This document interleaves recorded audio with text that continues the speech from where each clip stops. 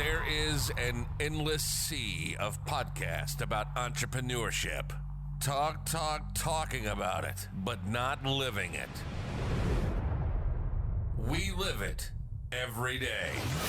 This is Inside the Wolf's Den, an entrepreneurial journey with Shawn and Joni Wolfswinkel, talking about real estate investing, but also encompassing general subjects in regards to owning small to medium-sized businesses, and of course, all the struggles that business owners must overcome to be successful. This is Inside the Wolf's Den, and this is Shawn and Joni Wolfswinkel. All right. Well, we're excited again to be here. Thank you for all those that listened to episode 1, and we're going to continue on with that. And we're excited to be here. And my name is Shawn Wolfswinkel.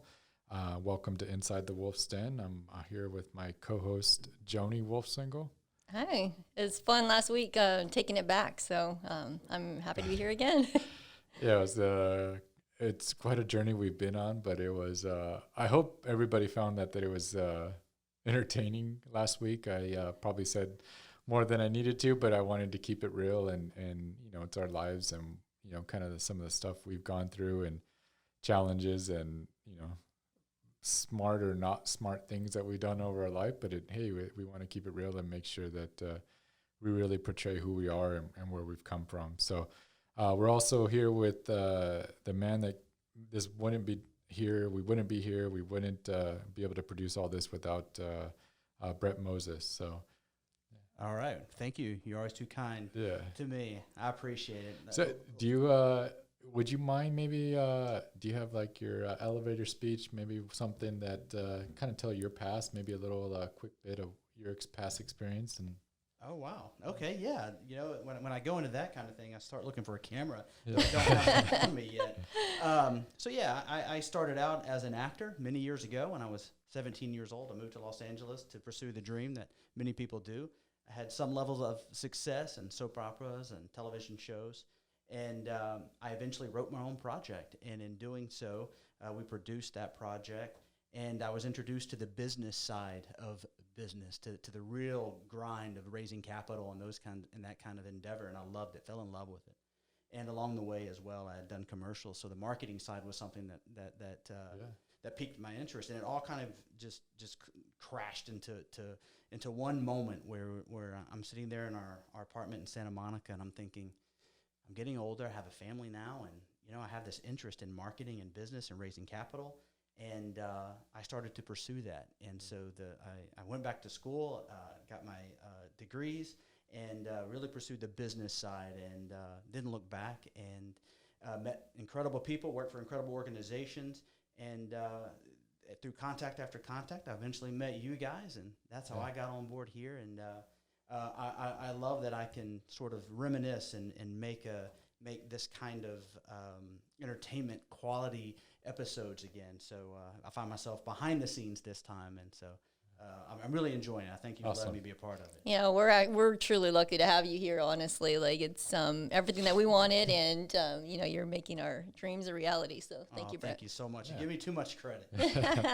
So yeah, well, throughout the podcast and episodes, we're gonna keep you know, relating back to Brett and what he brings and what he does for this company and a lot of his marketing strategies and stuff. So he'll be an integral part of this podcast for sure.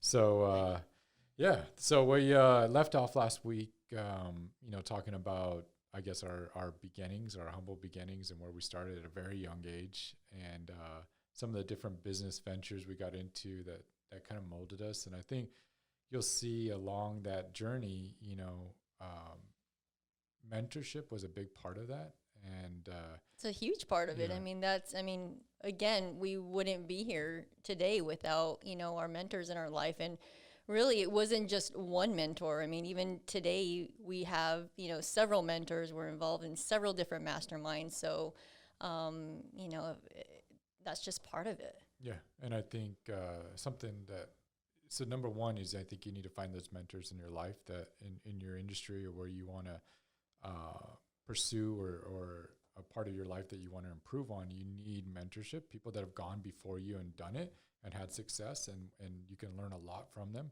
whether you pay for it or whether you can find somebody to mentor you, that just wants to help somebody else out there. But the other side of it too is I think you got to be ready to listen. Yeah. I think that's what made us different is whether we were too naive or didn't know no better, we just took their advice and did it and took action. Absolutely. I mean, that was one of the key things that we did. We were great students, we just grinded and listened to our mentors along the way. So we're going to pick up today where we left off. So in our journey, we moved from New Mexico to Texas, and we're going to explain, what made that change for us and why we made that big move. So we had zero family. We still today don't have any family in Texas, but all our families in New Mexico. And what made us make that move was the opportunity. We were obviously buying a lot of pre-foreclosure homes at that time. Texas has more favorable laws, a 21-day window to buy pre-foreclosure real estate. So people have to make a shorter decision when they are posted for foreclosure. So it was more advantageous for us to move. Plus, we had a partnership, mentorship relationship with a guy here in Houston that kind of took us under his wing, guided us, showed us how to buy pre-foreclosure houses for many years. And then we got into a training program with him, and he helped. We did a boot camp. We got into selling mentorship programs for other people out there. And before you know it, we had partnerships in probably 10 different states, along with buying our own houses and pre-foreclosure homes here. But I remember those humble beginnings because when we moved here, we sold our house, sold all our rentals. We were debt free. We had cash savings in the bank. We moved here, bought a house, but we had to restart up our business. And what was crazy too is that it was one of those moments. I mean, we all have those moments where it's like, man, it's meant to be, right? I would have never thought in a million years that I would have moved out of New Mexico. Yeah. It's known for the land of enchantment, and we always used to say it's a land of entrapment because nobody ever leaves there. And so it was just one of those moments that this, this is the opportunity, right? And we're going to do it. We're going to sell our house. We're going to sell everything and we're going to move. I think it was the quickest. I mean, it was 45 days, It was a fast decision. Yeah. And it was, I would have never thought I'd be a Texan. Yeah. We used to tease them. Yeah. Because I downhill skied a lot, and, Texas come and visit and ski in New Mexico, and man, they were the most annoying people at the time, and then you end up joining them. But I mean, it's also an awesome state. I would never leave it. I love the people here in Texas, and I love the culture, and our kids are born here, so it's home now. But and we still have very deep roots in New Mexico, and as you get to know us, you'll find out that we have many businesses still in New Mexico as well as in Texas. So, but when we moved, it took a while for our property. We had to start buying houses here. We had to renovate them. You had to put them on the market, sell them. That took, several months. And before you knew it, we had a house, we had bills, and we were eating through our savings. And I remember quickly, and we were seeing that dwindle, and we're like, shoot, what are we going to, yes, we're going to have some closings in the near couple months, but what are we going to do? And I remember now people know this about our story, but because it looked like we had it together when we moved here, but I remember you got a waiting tables job at night. So we would work all day, and 6 o'clock till close, you would go in and wait tables after hours. Yep. Nobody knew that story. Actually, this is the first time it's really coming out. Not even our family knew that. But yeah, I mean, when our savings was dwindling, I was like, all right, well, I got to get up and do something. I'm not going to just sit around here and, money's not going to fly out of the sky. So, I would work all day knocking on doors, and then I would go in at 6 o'clock in the evening, and I wasn't home till, 2, 3 o'clock in the morning, waiting on tables, the bartender, and, I did what I had to. What makes you? I think that's what makes us very different. Where's that drive come from? Where does that?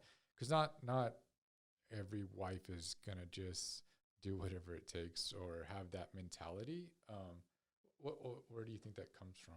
Honestly, I think it's my mom's work ethic. I mean, she was a single mom raising 2 children on her own. She also had, 3 jobs. She worked at the state of New Mexico during the day, and then she went and worked at McDonald's graveyard. And so I think I just saw that, I saw that work ethic that she had. And then that was just part of me. Like, I knew that she had to do what she had to do, to provide for us. And so that was just part of me. And I've always had that drive. I mean, even today, we own a plumbing company. And if you asked me, to go get a plumber's license because we didn't have a plumber, I would do it. Like, I'm just that type of person. So. I think it's, made us, number one, I have huge, obviously, respect for you and not only love you because you're my wife, but it admiration for you, and I always looked at you for that because of that respect. And you, it's a crazy work ethic and just drive and humility about you that you'll just do what it takes. Yeah, I'm not proud, and that's another thing too. Like, I'm not proud of anything. Like, you asked me to do something, and I'm gonna do it. Yeah. So. Well, look, good thing it was short term. It was a small, period of our life. But yeah, once the closing started to take place, then we just started the ball rolling here. Like we said, we built up, we bought and sold. We would get up to somewhere between 6 to 10 homes a month. We had partnerships in different states. It was a fun time. It was absolutely was fun. We had no kids, married. We waited 7 years after being married to have our first child, and those are good years for us. We enjoyed, I think, just traveling and getting to see other cities and knocking on doors with our students, and it was a blast. Because we would fly out to Atlanta, we would drive out to Shreveport, Louisiana, we would New Mexico, and we would, once our student got their first deal, we'd fly out there, find them contractors, help them rehab the house, get it listed for lease, find a realtor, and really hold their hand along the whole journey. And I think that's what made them a success. But also, we enjoyed and had fun doing it, and seeing, different markets and the challenges that come with buying and selling in different markets. So it was good. Yeah, and then that was around the year when the recession hit. Much of the country was feeling that recession. Texas was a little bit behind. Really never felt it, but things definitely did slow down. I remember 2010. Yeah, we were at that point. I mean, I want to say we had probably, I don't know, like 10, projects going at once, 10 rehabs, and we were trying to retail all these, and we saw that it was slowing down. We're like, oh my gosh, like, what are we gonna do? Like, if we can't sell this property, how are we gonna make a living, right? Yeah. And so we were definitely, nervous at that time, but again, Shawn and I are the type that will adapt to whatever changes we have to make. Yeah, and like right now we're in the middle of COVID as we record this, and COVID-19, and that's the big theme, is are you able to adapt during when you have huge major changes in an economy or in your life and your business? Are you able to adapt? And I think it was one of the best pivots we ever made.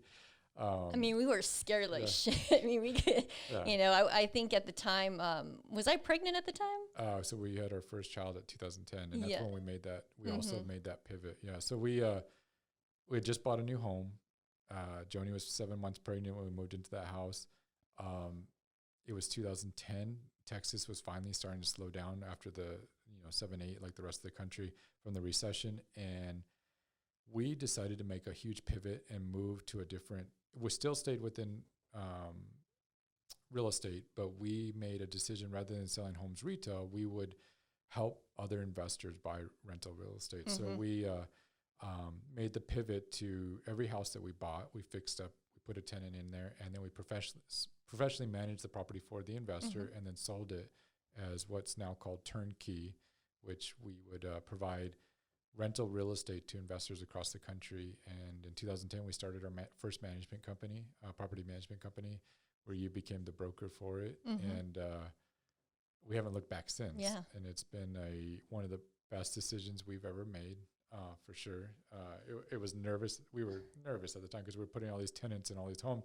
We're like, wonder if we're not going to be able to sell them all, and we're going to have a bunch of rentals, which isn't a bad thing, but it was at the same time we needed cash to keep operating our business. So, but it was one of the best decisions we made, and it was we were young child, young family, new home, and but we really starting a new business, property management, which we had at the time. We knew nothing about it. I mean, the first, I think, turnkey rental property that we sold, I mean, we were, scrambling. Yeah, we sold it to an attorney, and that was probably a mistake there.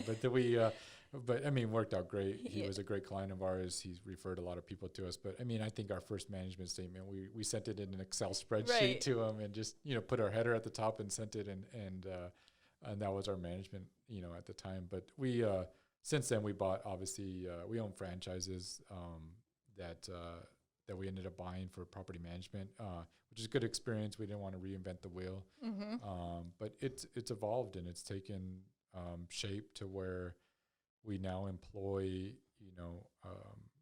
tens of employees, on the final count, but we have a decent sized staff now, managers in place, different levels.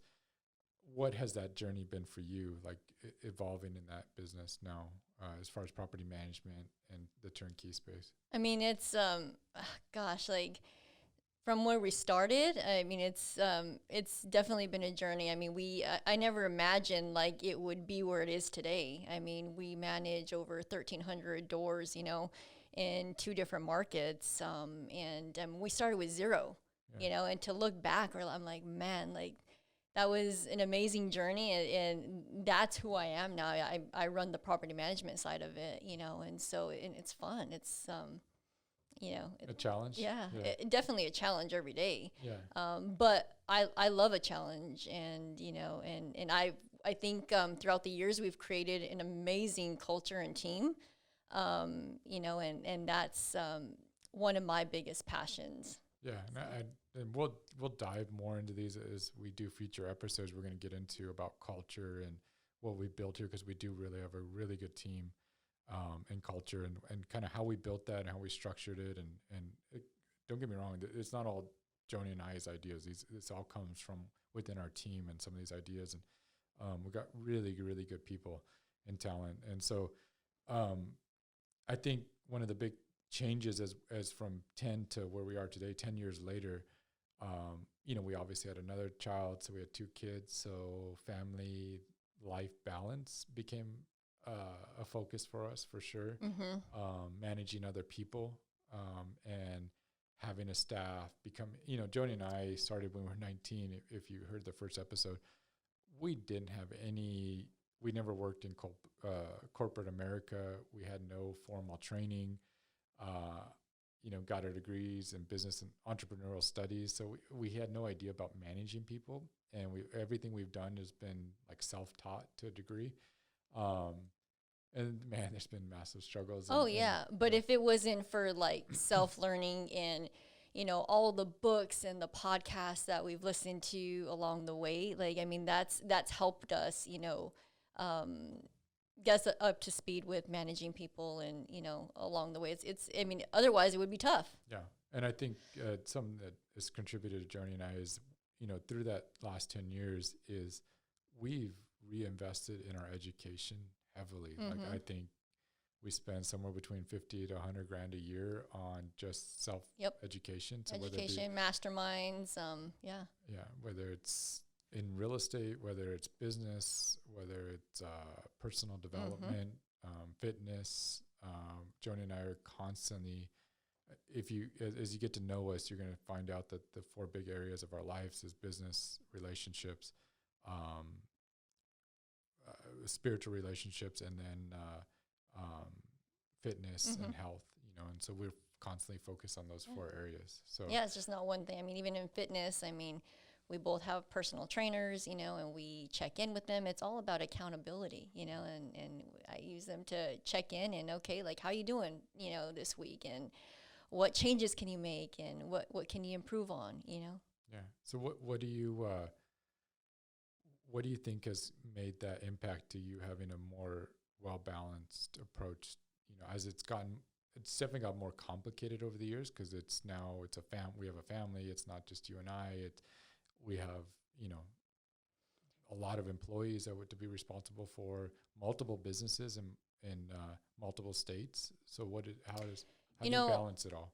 Honestly, like after having Lucas, our first child, and like feeling overwhelmed with, okay, like you have a business and you have to, take care of your employees, and you're working, 8:30 to 5:30, and then going home and then having to, cook dinner and bathe your child and do homework, all these things, just feeling overwhelmed with it all. Like I finally had to take a step back and say, okay, like, all right, Joni, you need to do something about it. You can't just complain about it. Do something, And so just being self-aware of that, I knew that I had to have more balance, and so I was putting rather than doing stuff half-assed and just winging things. If I was with my child, I was with them 100% of the time, and focused on my child. And then, or if I was at work, I'm at work 100% and focused in it. And when I leave, I'm done, And so just really focusing my time and attention 100% on what I'm doing, and then doing that in all phases of, to fulfill my balance. So it's giving 100%. Yeah. So when you're at work, it's 100% work. Thinking about family and this. You're working. And then you leave. It's about family. So you're setting restrictions and blocks. And being disciplined. That was another thing too. Like I would go home and take my work with me, and I would check my emails when my child was wanting my attention to read him a book or play with him, and that's not right. So I finally figured, like, Joni, you need to do something, and so now that we get home, we don't check our emails. We don't check our phones. Those go away. So it's strictly just family time, spending time with your kids, and work's going to be there regardless, really, right? Do you think it hurt you anywhere or made you stronger? It made me stronger and happier, really. Yeah. I have a routine now, and I'm huge. I'm big on routines. Like I get up at 5 a.m. to work out. And in the office by 8 o'clock. And so, I have a routine for everything, and journaling and, reading books, podcasts, and that's part of my routine. A typical daily routine you have that I think we both work. That's helped us significantly is the routines. Do you allow for any spontaneity, or is it very structured, or how does that work? I mean, yeah, it's structured, but we have time in there for ourselves, obviously. We do date nights regularly, and I think it's important in our relationship, because there's so many things, so many moving parts, within our company, and it's so we do have to take that time for each other. And the same thing with our children. I mean, we have date nights with them, so you'll take Mila out, I'll take Lucas out, and we'll have a sushi night or movie night, whatever it is, but yeah, I mean, it is structured, but we do have to, at times, we'll, be spontaneous, and that's the fun part of it, right? Yeah, and I think we do a good job of balancing. I mean, Joni and I are 10 feet from each other. Our offices sit next door to each other in our office building, and we go to lunch every day.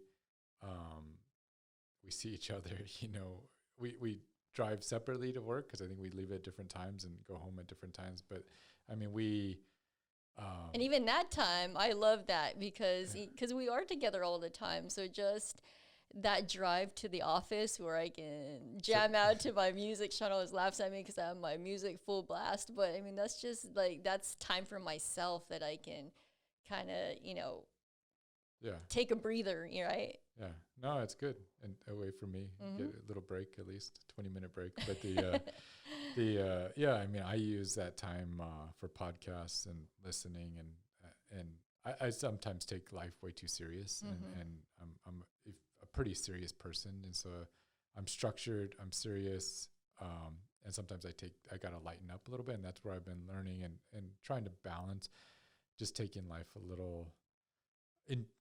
The biggest in AHA or in the last I would say year or 2 years for me has been just learning to be present and enjoying the present moment. Enjoying the moment. Yeah, and it's amazing what that's done. And all of this is more self-awareness, if you really look at it. Being self-aware of how you react to things, being self-aware of what's going on in your life, being self-aware of, your kids' attention and where your head's at. And and trust me, we make tons of mistakes, but I'm learning and growing with it, and I'm learning to set those boundaries so that I can be more self-aware with you, self-aware with our employees, self-aware with our kids, for sure, and even spiritually, aware of when God wants to use me for something, and be a witness or help somebody out there. So it's I think self-aware is a big thing, and I mean, it helps us to know where our weaknesses are, and so we could, work on those weaknesses. I definitely know what my weaknesses are, and I think vice versa. Yeah. So as we've now entered this COVID-19 space, what are some takeaways that we're only 6 weeks. It's crazy how fast and how big of impact this has had in such a short period of time. Now that we're in this space and trying to manage it as a business owner and as a parent, and what any takeaways you have or anything you want to share? I mean, definitely challenging. I think, being in the Houston market, we've had several hurricanes that we've had to overcome, and challenges there, which I think that really helped us, going through this COVID-19. And I felt like we are stronger now because of it, for sure. It's definitely put a little bit more stress on, the family, and just another thing is having to homeschool our children. That's something that we didn't have on our plate before. Yeah. So balancing that, so just adding that to, our routines. And again, it's all about adapting, right? And so I think something that both of us did is, okay, quit complaining about it. Everybody else is complaining about, oh my gosh, I don't have time for this. I don't have time to work out. I don't have time, and I'm stuck at home doing nothing. Well, do something about it. And so, we're positive about it. Did what we had to do, rescheduled some things, and you and I were, I think, working, twice a week, homeschooling the children. So both of us can get in some work at the office. And so we adapted to it, and I mean, I think it went well for us. Yeah, adaption's a big, again, you do what it takes, and you roll with the punches. Whatever life gives you, you learn to overcome it. And I think whether it's politics, whether, it's hurricanes or natural disasters, whatever gets thrown at us, you and I just put our head down and we throw it at us. We'll figure it out. We'll figure out how to overcome it, get around it, plow through it, and get through it, and whatever it takes. And we'll make whatever changes or adaptations. Not always are we correct, but I would say, obviously, a lot of those we've made the right decision. Yeah, I mean, it happened so quickly as well, where our team had to work remotely, and that was a whole new thing for us, and adapting to that, and how we structured our morning huddles, and how we making sure that our employees were doing what they needed to be doing at home. So I mean, that was a challenge, but I mean, we our leadership team came together, and we plowed through it. So I think that something that's really helped us or benefited us through all this too is the types of businesses we have. So we deal with service industry types of companies, and it's made a huge impact as far as having those multiple streams of revenue, different avenues, service industry type of position or businesses that, regardless of what's going on, you still need them. You still need people to manage your homes. You still need plumbers. You still, and probably even more so, you still need rental properties and homes to rent. So, I mean, that's... Oh, yeah. I mean, looking back in 2008 when we had the recession and we were selling houses and our sole income was, we had to sell that house to make ends meet. Where, I mean, today we're not stressed out about that, like I couldn't imagine just flipping homes, for a living. Like, I mean, we had, the property management, we have the plumbing, and we have, the turnkey side of things. So, And rentals. Rentals, yeah. So it's been a big impact as we navigate through this and manage our way through this. And it's been a blessing because we've been able to keep everybody employed.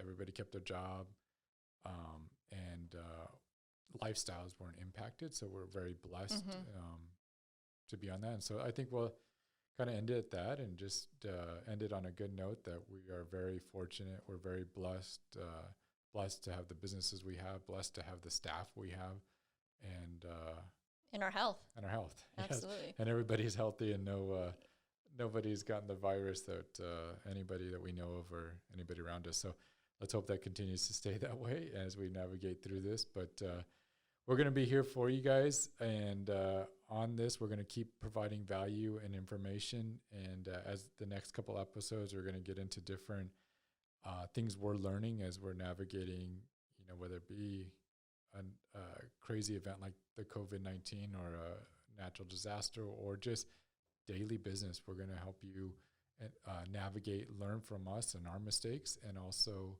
what's working for us and what's not. So thank you for tuning in. Please, as always, subscribe to this if you liked it. If you want to learn more about us, please visit our websites, and please like this podcast. We need to gain its popularity and grow it. So please subscribe and like it. So thanks everyone for listening in today, and we look forward to the next episode. You've been listening to Inside the Wolf's Den, an entrepreneurial journey with Shawn and Joni Wolfswinkel. Tons of entrepreneurial podcasts are out there, talking. But Joni and Shawn are living it every single day. Their portfolio now includes many franchises and medium-sized businesses. We talk about the trials and motivators of successfully running a business. Join us again soon for another podcast. But until then, reach out on the website at InsideTheWolfsDen.com, on Facebook at Inside the Wolf's Den, on Instagram at Inside the Wolf Den. We'll see you again soon. This is Inside the Wolf's Den. We'll see you next time.